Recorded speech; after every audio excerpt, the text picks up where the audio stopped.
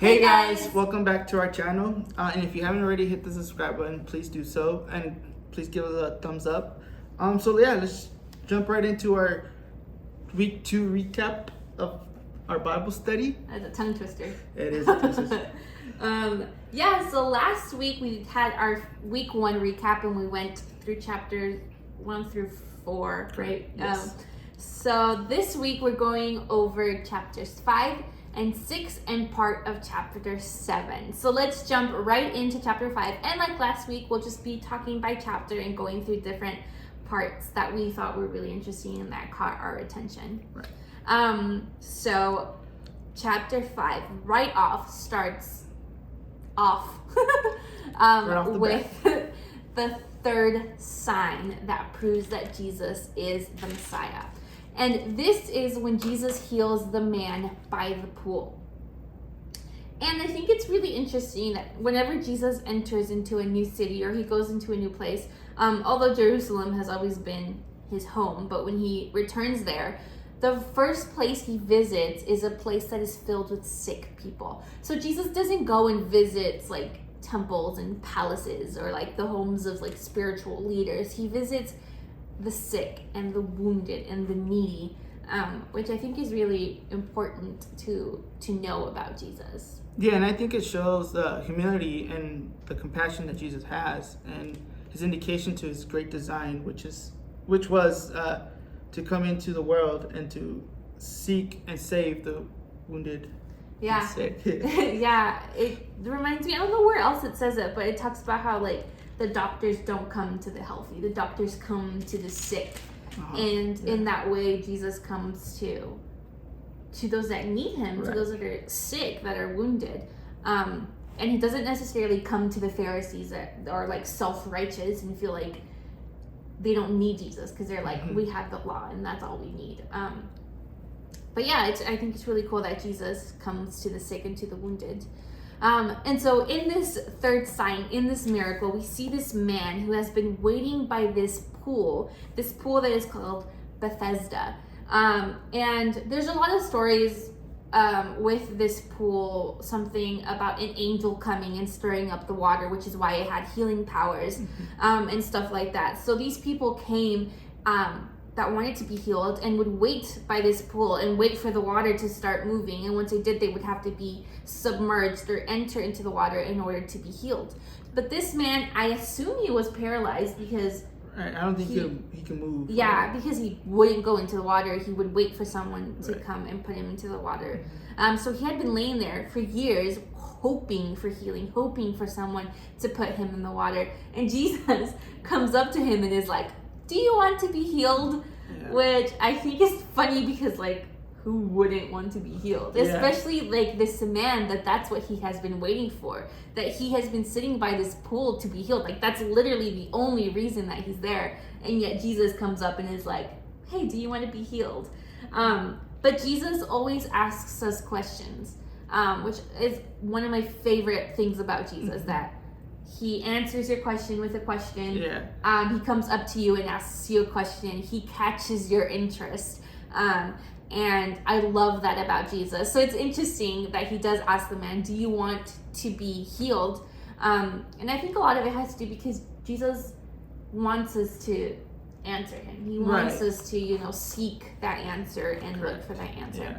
And that man answers him, yes, but there is no one that can carry me into the pool when it is stirring up. And that is when he could be healed. Right. And we see in verse 8 and verse 9, Jesus says to him, get up, take your bed and walk. At once, the man was healed and he took his bed and walked.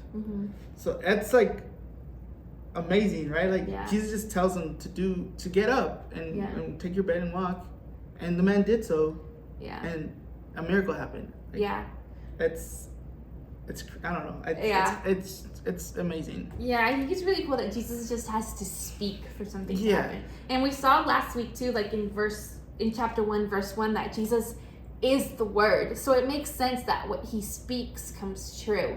And Jesus is the Word, like that brought everything into existence, that brought the universe into existence, that brought us into existence. So I think when Jesus does his miracles, I think what we see is a continuance of him creating, of him perfecting his creation, of him continuing to form us, continuing to bring order to the chaos, which I think is a really beautiful thing. Definitely. And I think it also points to the efficiency of the word of Jesus. Yeah, I think Jesus is a very efficient person. Yes. I just love that Jesus just had to speak. And this man, like, I don't know, it just amazes me that this man has been there for years. Right. Like, not even being, like, in my mind, I'm like, he probably has no muscle mass. Like, oh, poor guy. even if someone stops being paralyzed, they would have to go through therapy to be able to walk again. But the fact that this man could immediately just get up, pick up his bed, and walk around, for me, it shows that God's actions a lot of the time surpass his word. And how Jesus will say, yes, I will heal you. Yes, I will feed you. But he doesn't just stop there. He takes it like so much further. Yeah. So Jesus, his healing isn't halfway. It's not like halfway done. It's not like lazily done. It will always be 100%. He puts all his love and effort into it. It'll be 110%. Always. It'll be 150%. Like, it will go past what you had imagined. And I think we should also pay attention to the second part of that, because not only did Jesus tell him to get up and walk, but the man obeyed him. Right. He obeyed him. He wasn't like, why would I get up? I can't get up. I can't do this. Instead, he just got his bed, stood up, and walked. And what's crazy is, I don't think the man knew who Jesus was. He just followed orders. Sorry guys. We have our dog, Kodak. So I was saying, to me, for the man not knowing who Jesus was like kind of cool, or like he just it's kind of funny. Yeah, it's a funny thing. Like, get up and like, you can't do that, but like he does it, and like he doesn't even know who Jesus is, and that just like, it's kind of cool. It's like, okay, I trust you, and it's something we can, I guess, learn from, or I don't know. I was pretty amazed by it. Yeah, because later on, when you see the Jews that are starting to question him, like, who told you to get up and walk? And the man was like, I don't know, this random man came up and told me to like start walking, and so I did it. So I think that's funny. Yeah. So how do you feel like the Jews were questioning the man for breaking the Sabbath after he was healed? I think there's like a lot of layers to that, because I think first of all we have to talk about what the Sabbath is. Right. Because the Jewish leaders, the Pharisees, are trying to uphold the laws of the Sabbath. And the Sabbath comes from this idea in Genesis that God rested on the seventh day when he created the world. So that we must also have a seventh day of the week where we rest. You rest, right. Where we rest in God, where we trust in God, where we are with God, where we don't work, where we don't do anything that we don't have to do. Right. But then the Jews just started to like put their own rules on top of that, because I'm pretty sure there's nothing that says that like you cannot pick up your bed on Sabbath. It can't be except the Jews are like, that is a rule, you can't pick up anything on the Sabbath. And we just have to understand like what the Sabbath is for. The Sabbath is for us to put our trust in God, that we don't have to work 7 days a week. Imagine working 7 days a week. Oh God, no. No. That we have the ability to rest in God and to trust in God because God provides for us, and that we can have a seventh day of rest where we're not in our minds thinking, worried, and all these things, but we can rest in God. So the point of the Sabbath is to bring us closer to God. It's to bring us near to God. It's to bring us to trusting God. But the Jews, the Pharisees, didn't care about that. They cared about their laws, their Jewish traditions. Right. They didn't care that this man was actually with Jesus. Yeah. All they cared was that he broke the Sabbath law. They didn't care that this man put his trust in Jesus to walk again. All they cared about was that he broke the Sabbath law, which is, for me, crazy, because that's the point of Sabbath. And if the Sabbath isn't bringing you closer to Jesus, then what's the point of the Sabbath? And I think the Jews are missing maybe the idea that Jesus is our Sabbath. Yes. Like we find rest in Jesus. Exactly. So for the Jews to not see that, it's kind of, how would you say? Well, I mean, I feel like they're just blind to this whole thing that Jesus just, is the Messiah, that Jesus is the Son of God. It's like they don't want to accept it in a way. They don't want to accept it because Jesus is like different than what they thought he was going to be. Exactly. Yeah. And we see over and over again that the Jews will place tradition and law over people. They will value their Jewish traditions that aren't necessarily God's laws, because we do have this base of God's laws, but then you'll have the Jews, the leadership in the Jewish religion would like add rules just on top of it, on top of it, on top of it that isn't really or wasn't really the intention of God.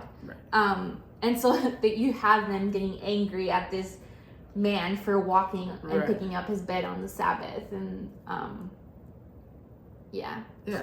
And I mean, don't you think the Jews kind of break the Sabbath in a way? I think this shows that they kind of do, because the Jews are kind of like spiritual leaders, like So like if they're out questioning people, like why are you working on the Sabbath? Like that's them kind of working on the Sabbath. And but the thing is that the Pharisees are hypocrites all the way through. Like you'll see that the Pharisees will like say something and then act completely different. That they only cared about how they were perceived and not really what was in their hearts. So that's just something we'll see continuously with the Pharisees, that they valued the law, so they valued what they looked like versus what was in their hearts, because they didn't really value a relationship with God or a relationship with Jesus. And the last point I want to touch on to finish the conversation on the third sign was when Jesus saw the man again and said to him, "See, you are well, you are walking. Sin no more, that nothing worse may happen to you." And for me, this is really interesting because this man has been paralyzed, which for me isn't like an easy fix, a simple ailment, something small. This is a huge thing that affects someone's day-to-day life and everything that they do. Agreed. So you can imagine like this man that is finally like, yes, I'm healed, after years of suffering, after years of laying by this pool, finally being like, the worst suffering of my life is over. Which, who wouldn't think that way? I would think that way. Exactly. But then Jesus comes and knocks him with this and says, "No, sin no more, so that nothing worse may happen with you." So Jesus is talking about something worse than paralysis. Is that how you say it? I think so. Paralysis. We're not 100% sure on that, but so for me, that's crazy that Jesus is telling this man, but also telling us that the worst thing that can happen to us is sin. Because sin, although it can sometimes affect your physical body, affects your soul. It destroys your soul.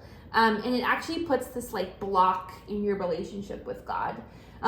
So it can be many times more destructive than what a physical ailment might be. And we see this too, like if you read the Sermon on the Mount, which we find in the book of Matthew, in the Gospel according to Matthew, how Jesus would prefer you to lose your eye or to cut off your hand than to use that eye or use that hand to sin, than to use that eye or that hand to cause evil in the world. Which just points to you that Jesus values our soul and that Jesus wants us to be in communion with him, which means that we will be convicted and try to be, as far away from sin and as closer to Jesus as possible. So I think it's like him showing like a key of living a good life, a key to living a good life, or I wouldn't say easy life, but better life. Much better life than if you were like to sin or something. Like we will know that we'll struggle more often if that were the case. So God is telling us basically, sin no more, and your life would be good. Your life, not easy, obviously. Life is, but you will have a good life. And I think that also points to like the efficiency of God, of Jesus, because not only does he heal that man, but he shows him this is how you can have a better life, like not sinning. So it just shows how like Jesus takes it a step further every single time. Always. Which is awesome. Always. So now that's the end of the third sign. So now we want to go into the second part that we want to talk about in chapter 5, which is the authority of the Son. Yeah, and verse 19 says, "So Jesus said to them, 'Truly, truly, I say to you, the Son can do nothing of his own accord, but only what he sees in the Father doing. For whatever the Father does, that the Son does likewise.'" Yes. So this, I think, shows us 3 different things from Jesus that we should try to do as well. So in the first part, that the Son can do nothing than what he sees the Father doing. Number 1, it shows us that Jesus is obedient to his Father's will. And we saw this last week too when we talked about how Jesus was like, "My time has not come yet," because he understands that God's timing is absolutely perfect. And Jesus, even Jesus, is under the authority of God, is under the authority of God's timing. So Jesus can't do anything if it's not in the will of the Father. And I think it also shows the heart of Christ, because Jesus is 100% God. He has the ability to do anything, but it doesn't mean he will do anything, because he will only do that which falls under the will of God. Christ is so devoted, Right. So entirely devoted to God, to his Father, that it's impossible for him to do anything other than to act in the will of God. Like, he can't do anything that's separate from that. And I think we should try to do that. We should be obedient to God's will, which I feel like sometimes we aren't completely aware of. So it takes, some work. It takes reading the Bible. It takes working on your relationship with God. It takes being obedient. It takes being open to listening to the convictions in your head and understanding why you hear them, and stuff like that.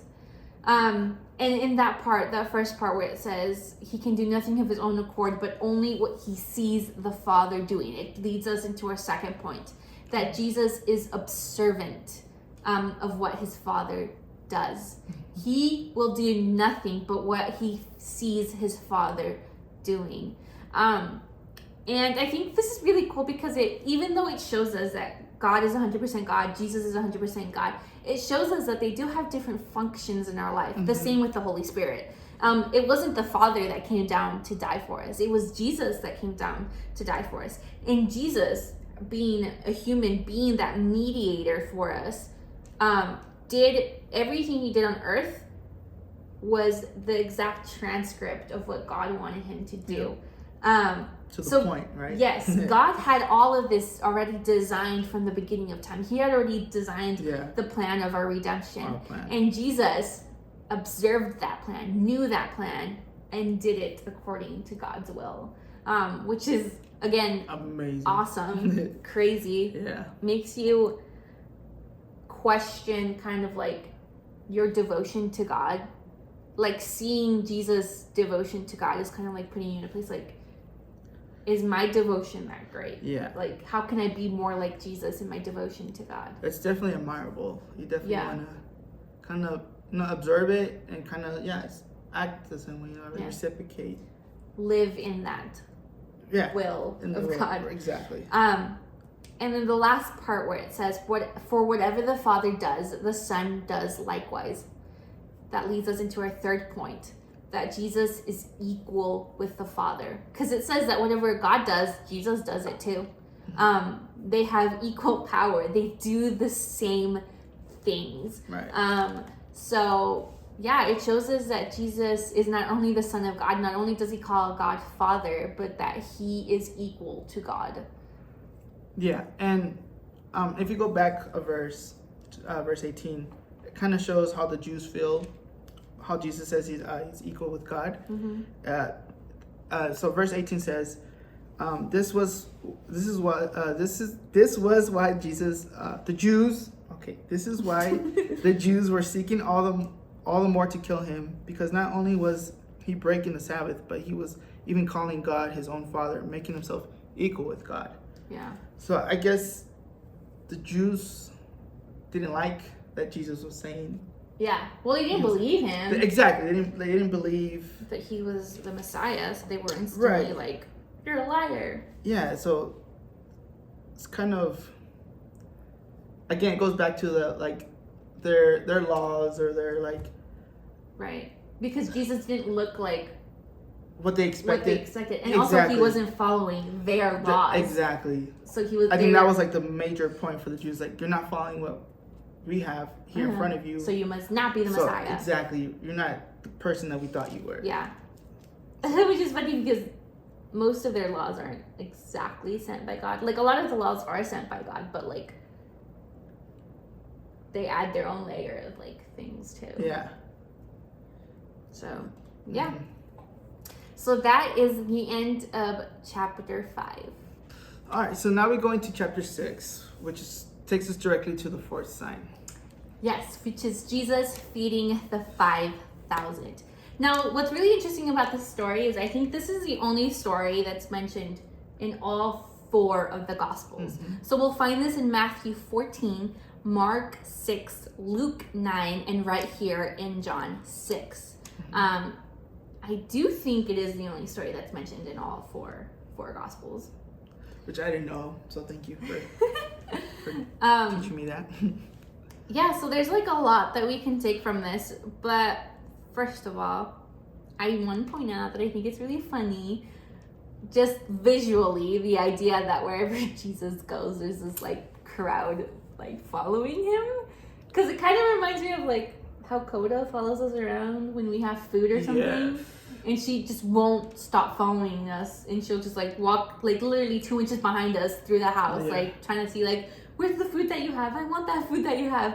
And kind of how like that's how the people kind of acted, like, where are those miracles? I've seen you do those miracles. I want those miracles. Can I see more?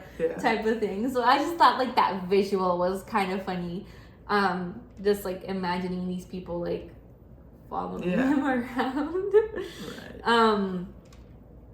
And so Jesus has all these people following him around, 5,000 people in a crowd. That's insane. And they're hungry. Yeah. 5,000 people hungry. And Jesus is like, we need to feed them. His disciples are like, we need to feed them. They're hungry. Mm-hmm. And I love how like they're all questioning, like, how are we going to feed these people? I don't remember where it says like 200 denarii is not going to feed this, which 200 denarii was like a lot of money. Like I think it was like 8 months worth of wages. Like 200 denarii was not going to feed almost a whole year. Yeah, it was not going to feed 5,000 people. No way. And in verse 9, we see what Andrew does. And I think we can learn 2 lessons from what Andrew does. So Andrew in verse 9 says, there is a boy here who has 5 barley loaves and 2 fish. But what are they for so many? So I think Andrew does 2 things here. Number 1, which is the good thing that we should follow, is that he brings forth what little there is to bring forth. There's 5,000 people. Right. 5 loaves of bread and 2 fish. And it doesn't matter that it's so little. He still brings it forth. Right. He still tells Jesus, like, this is what we have. Right. But the second part, which is something we shouldn't follow, is that he questions his faith in Jesus and saying, like, what are we supposed to do with this little food? Yeah. Even though he had just seen Jesus, like, heal a paralyzed man. He turned water into wine. He healed an official's son. Like, he saw Jesus do all those things, and still he looks at Jesus like, what are we going to do? Right. So what we can learn, number 1, like Andrew, bring forth what we have. No matter how little it is. Right. Bring it forth. Number 2, what we want to do is the opposite of what he did, and that is trust that God will turn what little we have into enough. And understanding that Jesus is enough. Oh, yeah. And that we have to trust in whatever we have, that Jesus works through us. And that is possible only when we bring forth what we have. And it doesn't matter how little it is what we have. We just have to bring it forth. We just have to bring it to God. And Jesus will make it enough. So that is the first part of that story that I wanted to talk about. And number 2, another part that I love about the story is that Jesus gives thanks. Like, I love that. Like, he sees 5,000 people. Yeah. He sees all these people that he has to feed, and he gets 5 loaves of bread and 2 fishes, and he gives thanks for that. Yeah. He is in communication with his Father, and he gives Right. thanks to his Father for what little it is that he has. Even though Jesus has the power to make it into, like, enough, to make it into Right. enough food for all these people, he still takes that time to Yeah. give thanks. And he does that first, right? He gives thanks. Mm-hmm. Because I think Jesus knows what he's going to do. He knows he can provide Yes. for the 5,000. But, like, it's very important to him to give thanks, to show gratitude, to show that this is meaningful, this is important, this is, we need this, like, we got to say thank you for what we have. For what we have, exactly. No matter how little it is, No matter how be little. grateful for what it is that Right. you have. So the fact that he does that first is just... Yeah. I love that. And I Yeah. love that he gives thanks to his Father. Like, he is praying to his Father. Like, he is in Exactly. communication with God. And just, like, the devotion, it points to Right. that devotion that Jesus has Yeah. with his Father. And I love it. I think we need to emulate that Oh, as definitely. much as possible and be grateful for what it is that we Right. have, even if it is a little bit. Right. And know that Jesus will turn it into enough. Exactly. So that's the second point of that. Number 3, that we kind of have talked about it a little bit before, the abundance of the miracles of Jesus. But we're talking about Jesus here starting with 5 loaves of bread and 2 fishes. And he feeds 5,000 people. And not only does everyone get to eat, but they all get to eat to the point where they're satisfied. Yeah. And so satisfied, and there's leftover food. He has to ask his disciples to take the leftover food so it doesn't go to waste. Exactly. And it just shows you, like, that Jesus will... Sorry. Coda. That Jesus will take his miracles... Right. Like, Yeah, I think, up and beyond. right. I think we discussed this earlier, where Jesus not only gives us 100%, he gives us more. Yes. He gives us like 110, 120. Sorry, Coda.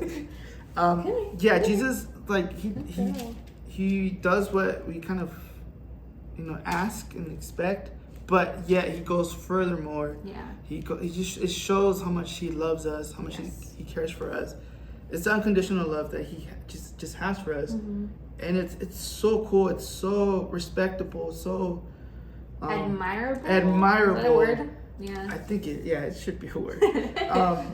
It amazes me how Jesus not only gives you what you kind of ask, but just furthermore, like it shows he cares, and he loves you, and he loves us. Yeah, and he just loves us, and he wants the best for us.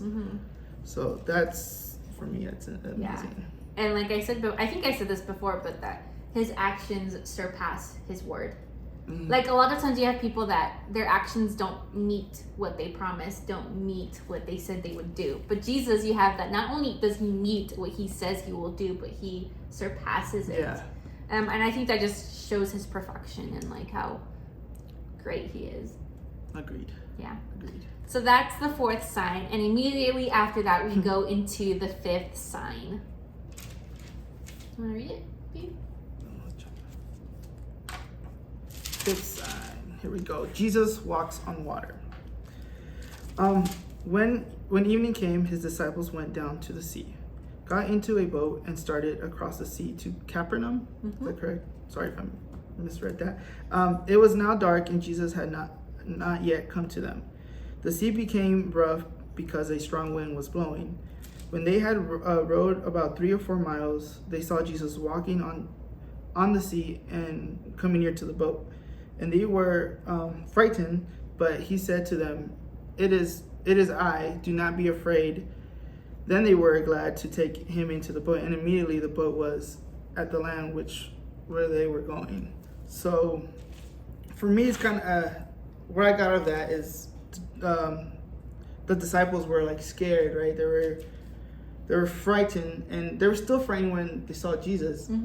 But as soon as he spoke, as soon as he said, "It is I, do not be afraid," they were immediately like calm. Mm-hmm. They were, you know, they were glad. They were glad. They were happy. Yeah. You know, because Jesus was there. Like he's there to rescue them. So it's kind of like, you know, even seeing Jesus there, still kind of like, you know, he's walking on. Yeah, he's walking on water. It's like, that's who weird. Who does that? Does like, that? no one does it, but like Jesus. So it's like frightening, but when he says, "It is I, do not be afraid," it's like everything just, you know, the storm goes away. Yeah. Like all everything that, you know, all the insecurities that they had just vanishes. Yeah. It's just because Jesus spoke. Yeah, and they knew that it was him, and I think exactly. that shows that we should be like attuned to God's voice and be ready to listen to it and ready to acknowledge that it is God that is speaking, and like, you know, I think that's something that we can apply to our lives, even though we might not hear God like, it is I. Right. But like the being able to distinguish God's voice in our life means that we have to read the Bible. It means that we have to have a relationship with God, that we have to have a relationship with Jesus, and that's the only way that we can know that it is God that is speaking to us. Exactly. So I actually have 3 things that I took from this story from Jesus, about Jesus. Number 1 was that Jesus is very powerful, that he has power over nature. That he could just like stop the storm and have them land where they needed to be. Number 2, it shows me that Jesus is concerned for his disciples. Like, he doesn't just leave them there. Because sometimes Jesus does kind of like question them and is kind of like, where's your faith? Why are you so weak in your faith? Like, why are you afraid? I'm right here. But even when he does that, he still saves them. Like, he understands that his disciples are in distress, and he understands that they're not comfortable, and so he goes and he saves them anyway. So I love that Jesus pays attention to that and saves them. For that. So I like that. And number 3, that the disciples, like how you said, are relieved to see Jesus, that Jesus brings us relief in the middle of our distress, in the middle of our fear. Gives us like a peace of mind. Yes, exactly. So that is the 5th sign, and from there we go into our very first I am statement. Yeah. Which the first I am statement says, I am the bread of life. And we can see this in verse 35, 48, and 51. Yeah. So I am the bread of life is a section in chapter 6 that goes from verse 22 through, what is it, 59, I think? So it's a very large section, which kind of shows us this is really important, that Jesus wants us to know this and to apply this into our lives. So I want to talk about like the metaphor of Jesus being bread and what that actually means to us and how we can apply that in our life, or like how we can understand that a little bit better. So number 1, what it shows us is that Christ is to the soul, that bread is to the body, which bread is to the body. So bread nourishes and supports our physical life, our bodily life. And Jesus nourishes and supports our spiritual life. Right. Point 2, that he is the bread of God, divine bread. He is of God, bread which the Father gave us. Yeah, and I think it's cool that Jesus always makes sure to say that he is sent by God. Like, we'll see this multiple times in this book, that Jesus is like, I am sent by the Father, I am sent by God. And I love that gives Jesus his identity. Like, he is so devoted to God and so secure in who he is, because he knows who he is sent by, and he knows that he is sent by God, and he can stand firm in that and know, I am the truth because I am sent by God. You will know that I am the Messiah because I have been sent by God. And we kind of have to have that same confidence. The same way that God sent Jesus, Jesus sent us. Jesus gave us a mission. Jesus gave us a purpose. And we have to be confident in that. We have to be able to say, Jesus sent us. Jesus sent us to do this work, to do these good things. And have the same confidence that Jesus had in saying that Jesus has in saying that, in living that. Number 3, Not only is Jesus bread, but he is the living bread. Bread in itself is a dead thing. Like, the bread in our pantry isn't like walking around, talking, having thoughts, living. Yeah. But Christ is living bread. And bread nourishes us by the power of Jesus. So Jesus himself is the power that nourishes us because Jesus is living. He is alive. God is not dead. Yeah. Number 4, around verse 52, where Christ spoke of giving his flesh for us to suffer and die on the cross. But the Jews understood it as if he was giving it to us to be eaten. So we know the Jews already are angry or upset with Jesus. Yes. So I think they're taking this literal, or to the point where it's like Jesus is asking them to eat like human flesh. Exactly, to be cannibals or something. Yeah, which Jesus is not asking us to be zombies or vampires or cannibals. Yeah. But a lot of this has to do because the Jews aren't taking the time to really understand what Jesus is saying. Mm-hmm. Like, they just want to find something wrong with what Jesus is saying because they just want to kill him. So Jesus says something, and instead of trying to understand the metaphor behind it or trying to understand the spiritual lesson behind it, they're automatically like, oh, he's telling us to be cannibals, he's gonna have to die because that's wrong, Mm-hmm. So yeah, that's not really what Jesus was saying. He was talking about his flesh being given for us to suffer and die on the cross. Yeah. But I think there is something to learn with the metaphor treating Jesus' flesh, like eating the flesh of Jesus. I think there's a lot of metaphors and a lot of lessons we can learn from that. I actually have 4 lessons for that.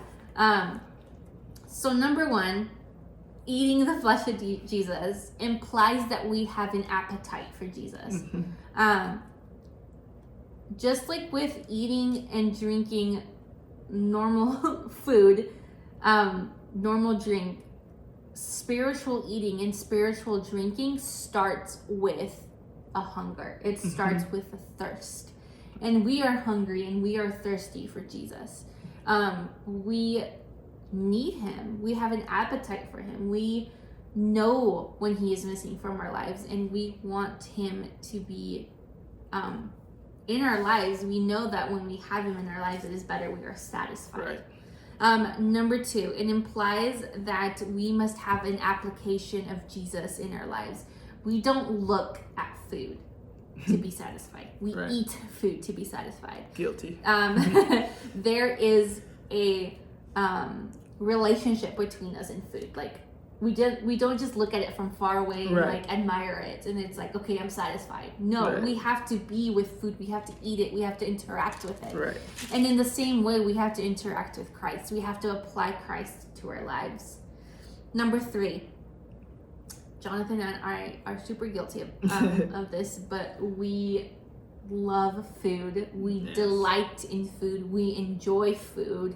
We like trying new food. We like, the taste of food. And in the same way, we must delight in and enjoy Jesus. Drinking and eating brings us delight. It's pleasant for us. Smelling the food as it's being cooked is great. Yeah, it's wonderful. So, and it's the same way with Jesus. We must be delighted in our relationship with Jesus. We must enjoy our relationship with Jesus. And number 4, just as we are nourished by the food that we eat, we are also nourished by Jesus in our in our spiritual life. So don't take it literally. We don't literally have to eat the flesh of Jesus, but we must treat Jesus as food. And those are the 4 reasons why, the lessons that we can take from that. So the Lord, to whom shall we go? So that is the 4th point that we want to talk about in chapter 6. Lord, to whom shall we go? So this stems right off of what we were talking about when Jesus was saying, you must eat my flesh and drink my blood. And that kind of like alienated a lot of people because they were like, what are you talking about? That's weird. How can you say that? How can you say that? They didn't like what Jesus was saying.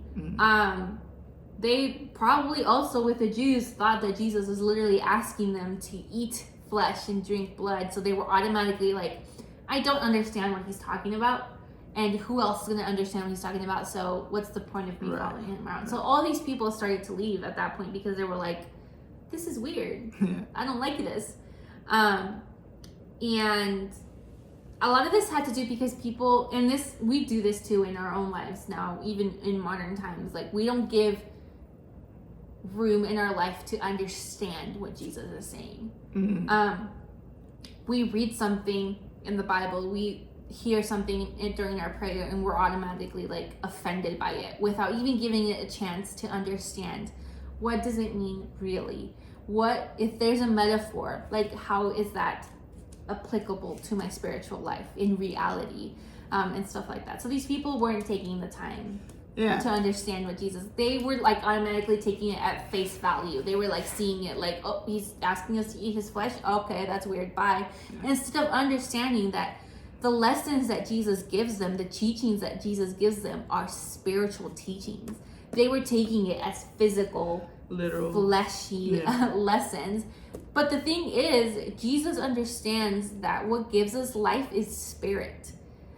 We are reborn again in spirit. So he knows that the lessons he gives to us must be in spirit. But the thing is, like, most people didn't understand that. So they would take everything literally. So all these people left. And Jesus didn't really say anything about that. He didn't really care about that. He knows that when people choose to leave, that is their choice and that they must leave. Exactly. But what interests me is that he turns to his disciples, the 12 of them, who were still with him, and he looks at them and he says, are you leaving too? Are you guys going to leave? Hold on, let me see it. He says, like, literally, he says, do you want to go away as well? You want to go away. And I love this humility of Jesus, the fact that he knows he's the Son of God. Right. He knows he's the only way, the only truth, and the only light.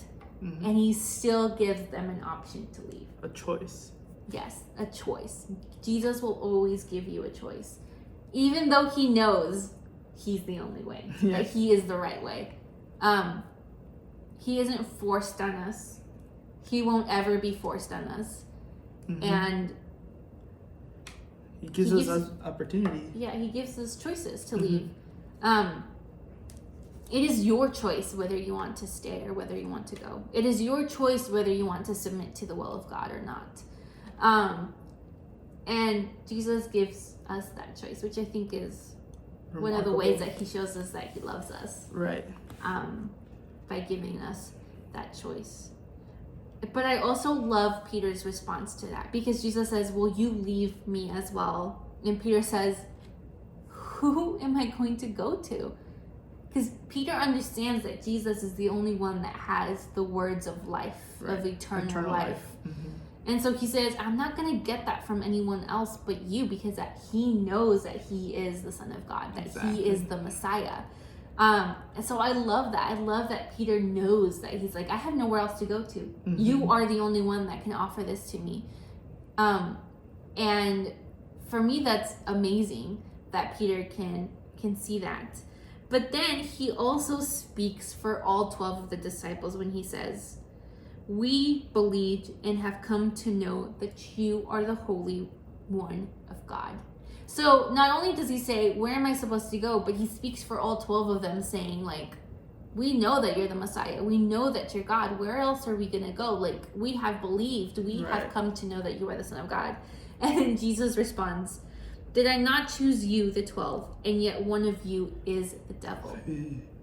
And this points to the fact that Judas was among them, Judas who was going to give Jesus up to be crucified.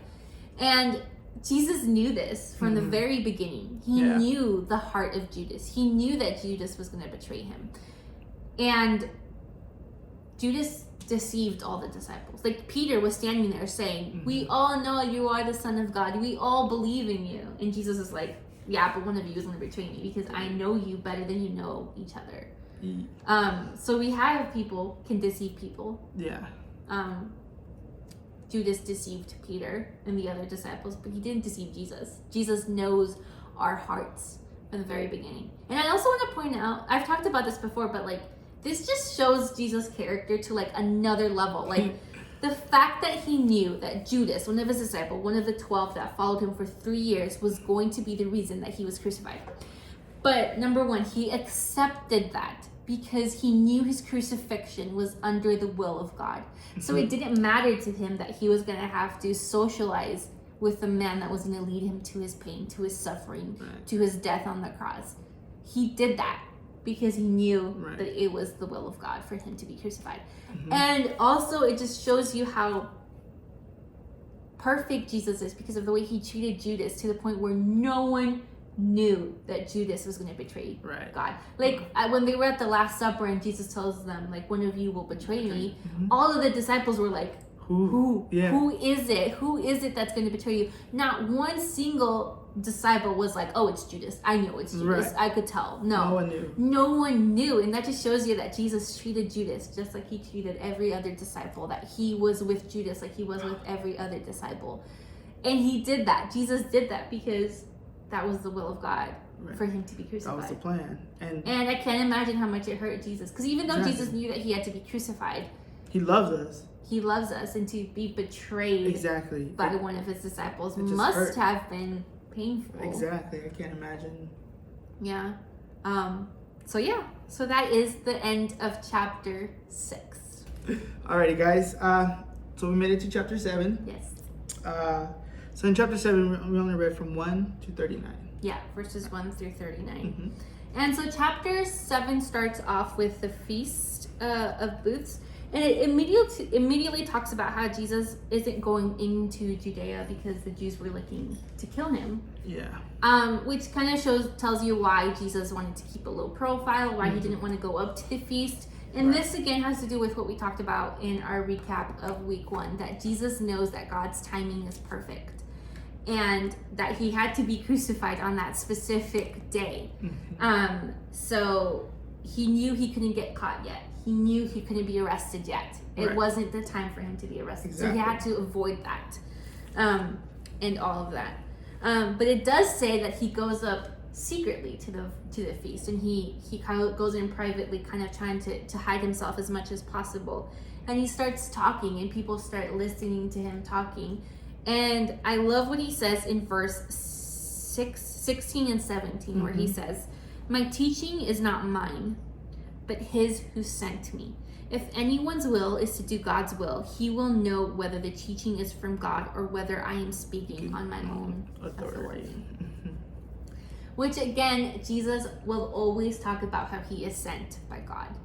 He knows that his identity, that his purpose is tied to God. So he will always mention that. Very important to him. Yes, and it should be important to us. Exactly. But I also love that he's challenging people, because people have had a relationship, even though it's been more distant with God before Jesus. People heard God speaking. God spoke in the burning bush to Moses. God spoke to Abraham. God spoke to Sarah. So God had these distant relationships with people before. So Jesus is like challenging them, like, if you don't believe that I am speaking out of God's will or God's authority, then it might be because you don't know who God is. Because it says right there, if you know God's will, you will know that my teachings come from him and not from my own authority. So again, this means that we have to establish that. We have to establish who God is and what God's will is, and that means reading the Bible. I know I've said this so many times, but I just want to emphasize how important it is to build a foundation to understand who God is, because how can we go through the world, through our lives, trying to figure out where God is, how God is speaking to us when we have no idea who He is, when we have no idea what His will is. But we have this book, the Bible, that stays tucked into our bookshelves, that we don't open, that we don't look at, that we don't read. But we have, like the audacity to say that we know who God is. Right. And it's like, okay, read the Bible, know who He is. And Jesus challenges them here, like, if you know God's will, you will know that I am speaking from His authority and not from my own. So I just think that's interesting. And the last part I want to talk about in chapter 7, in this part of chapter 7 that we read this week, is the rivers of living water. So Jesus tells them that if anyone is thirsty, to let them come to Him where they can drink from Him, and out of their hearts will flow the living water, the rivers of living water. And then in verse 39 it says, "Now this He said about the Spirit, whom those who believed in Him were to receive. For as yet the Spirit had not been given, because Jesus was not yet glorified."